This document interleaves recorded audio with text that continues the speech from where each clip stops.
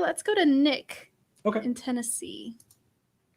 I'm so bad with state abbreviations, so I'm always like Nick in Tennessee because I don't know for sure if that's.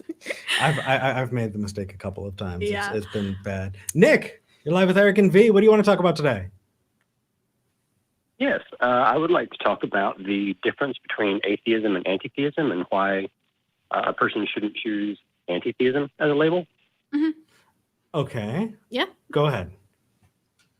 Do you have an opinion one way or another? How do you define those things first, I guess? Yeah. Well, I think antitheism, and I've been looking it up recently just to make sure, but it's kind of the opposition to the idea of a God or religion or whatever, as opposed to like the lack of belief in it, I guess, that atheism entails. And for that and other reasons, I've been kind of self-labeling myself as an anti-theist, and then was surprised when I called in that that's not like an option.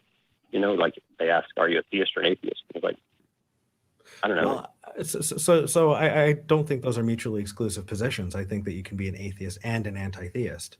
And really... Technically, you could also be a theist and an anti-theist. Oh, I've met those. Yeah. Too. Absolutely. So yeah, I think that anti-theism is its own conversation apart from the belief part, right? The belief element is, do you believe that there are gods or do you not believe that there are gods? And that's atheist or theist. Anti-theism is its own position for sure.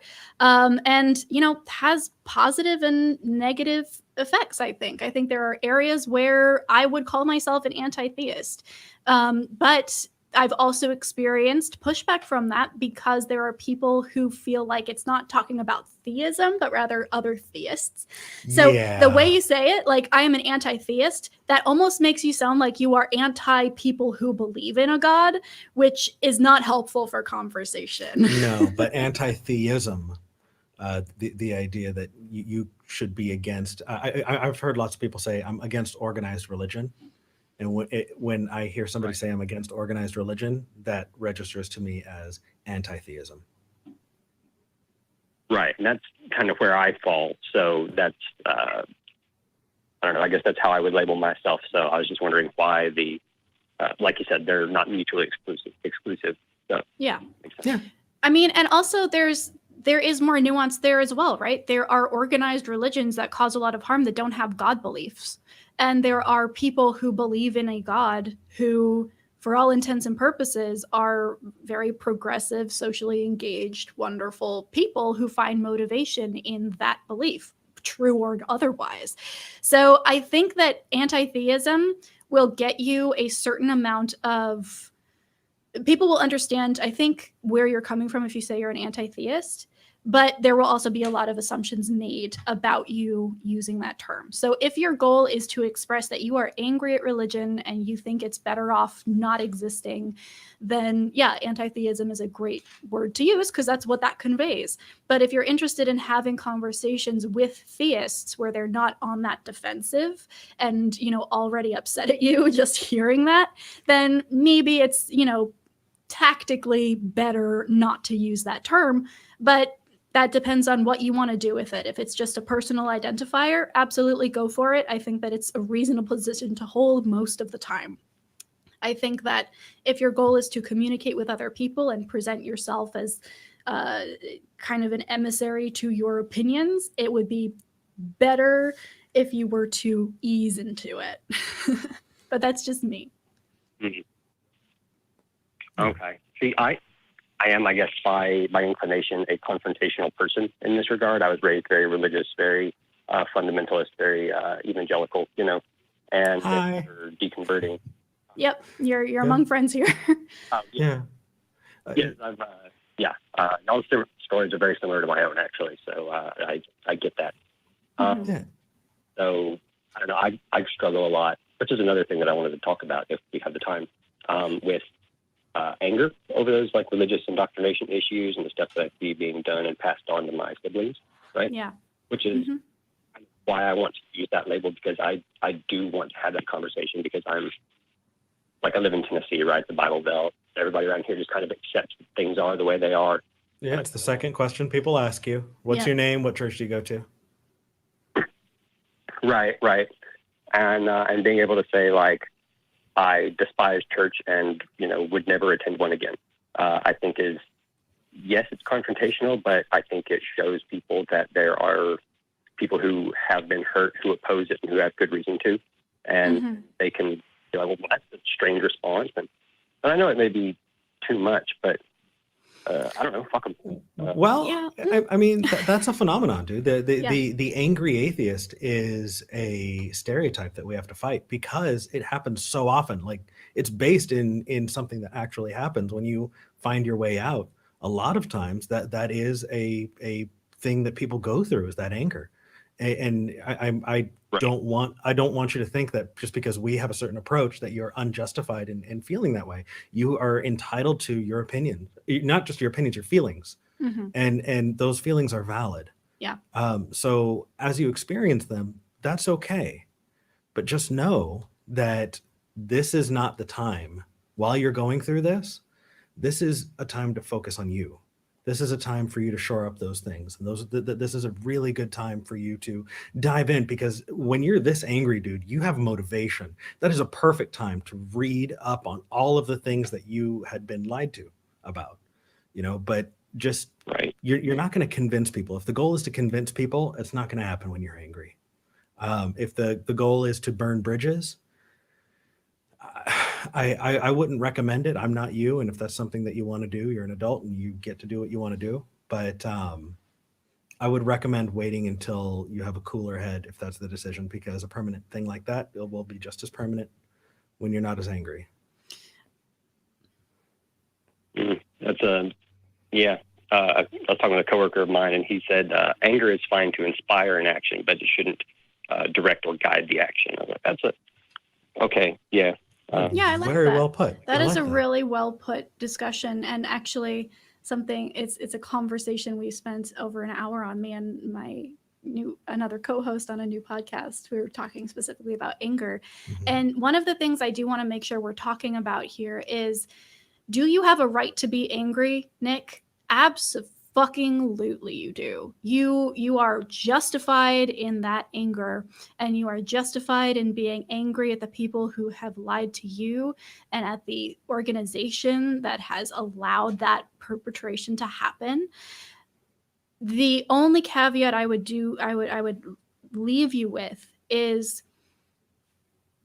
there is a difference between being angry at certain individuals, certain experiences, and certain organizations, and defining yourself by that anger in a broad blanket sense, which is the only reason I would push back a little on that anti-theist label, because it's very important that you focus that anger and use it to inspire action for the benefit of certain situations, and don't paint with too broad a brush. So for me, I am angry at the people who had inflicted religion on me, and at the religion itself for perpetrating itself in such a horrific way, and for the damage it is still consistently doing, as we find out more and more about people like Ravi Zacharias and all of this. Like, it is so toxic, and I can be angry at that.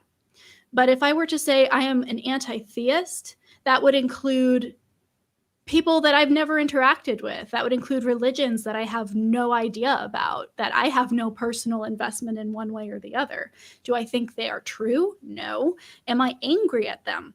Also, no. So I want to make sure that as we're having this conversation and validating that anger, because it is necessary to get through that and to experience that in order to get to a better place, painting your identity with that anger is possibly detrimental to building a better understanding of the world.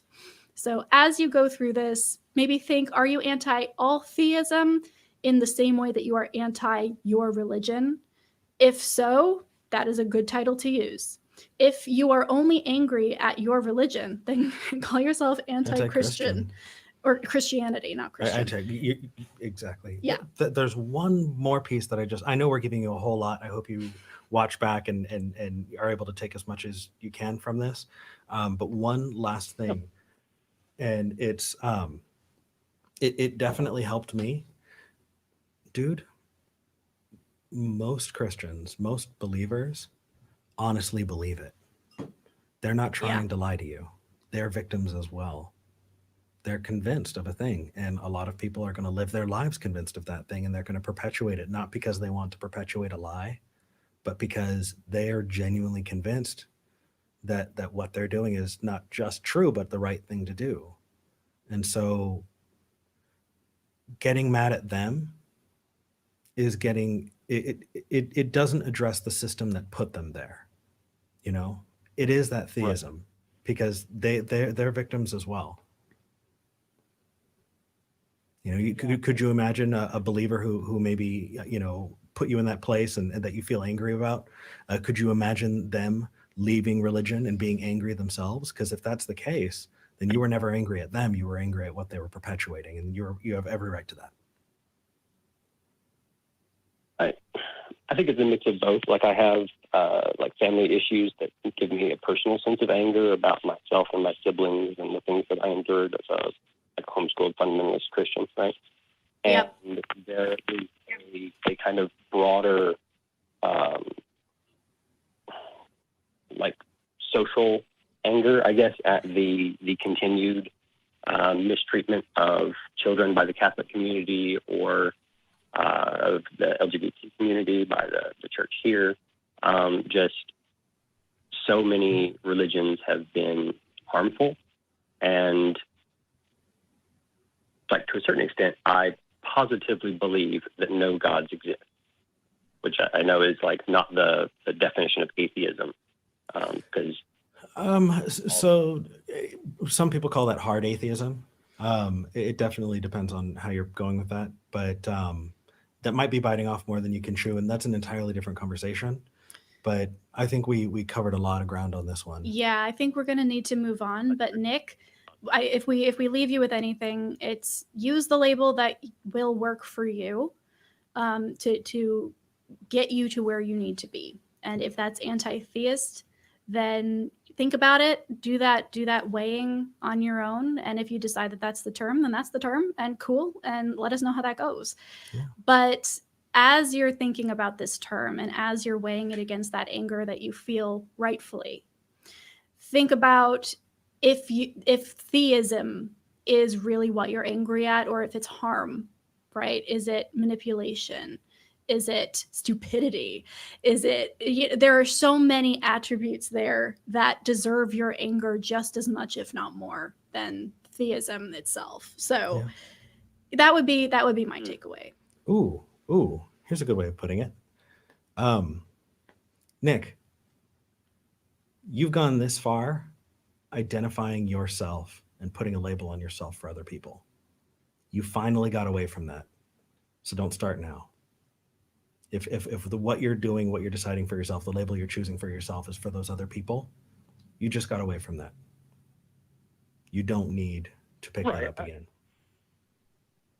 I don't think that's necessarily what I'm doing. I think I'm trying to find a label that accurately describes kind of the feelings and thoughts that I have. But thank you both for your time and for the call. Yeah, absolutely. Good question. Thanks, Nick. Take care. I feel like I just want to put circumcised heart in regular rotation in my language. You know, I've circumcised my heart today. Have you? Oh my God. It's not going away. I feel like an uncut heart is like, has got to mean something in that context. I mean, but I think a cut heart's more aerodynamic, really. It's just more streamlined. It's time to thank the patrons. An uncut heart is better for lubrication purposes. Absolutely. Not arguing. It's just harder to clean. Yeah. Okay. We need to thank the patrons. So Talk Heathen is a product of the atheist community of Austin. We're a 501c3 nonprofit. When you donate to us, when you hit that donation link up above the live chat, 100% of that goes to the nonprofit. We are not paid. We're volunteers, just like our amazing crew. Actually, can we see our crew before we go on to other calls? Because I just want to say we love you guys, and you're all volunteers as well. There you are. There's our incredible crew. We love you so much. We would not be able to do this without you. And the fact is, if you want to know where those donations go, other than being put to good work, it's being put to giving these people the tools to allow us to remotely do the show. And we sincerely appreciate it. They're donating their time. We're donating our time. And if you like what we do and you want to support that, you can go to patreon.com/talkheathen to me. And if you become one of our top 5 patrons, well, thank you, just like I'm going to do right now. Today, we want to thank Eric Tweet, Desert Heathen, Bethany P, Ward Knipling, and Balaam's Donkey. Balaam's Donkey Moved coming up. for the win. Yeah. Followed by Dingleberry Jackson, an honorable mention because the name is fun to say. Also, you guys, if you don't have money right now, we get it. Times are hard right now. People are out of work or, trying to cobble together part-time jobs or find remote work. We get it. Subscribe, right? Oh we my are gosh. trying to get up to 100K by the summer. And we've been stuck at 79K for a while. It looks like Talk Heathen is not being suggested on YouTube like it was. We were growing by 1,000 a day for a while, and then we hit a plateau. Yeah, where we weren't YouTube getting tends suggested. to not shadow ban necessarily, but censor a lot of atheist content. And so part of pushing back on that is to subscribe to the channel so they understand that people are interested, people want to see this, and hopefully change their policies a little bit. Yeah. But guys, if how many people are watching right now? And share links on social media. About 1,800 1,800. ish. Guys, I can't do math, but if a fraction of you hit that subscribe button right now, we would be at 80K. We've only got a couple hundred to go. Yeah, we got So- 300, and we would really, really like that. Shill. Yes, Shill harder. Eric. absolutely. Shill for the I will. Valentines. I'm whoring out as much as I can.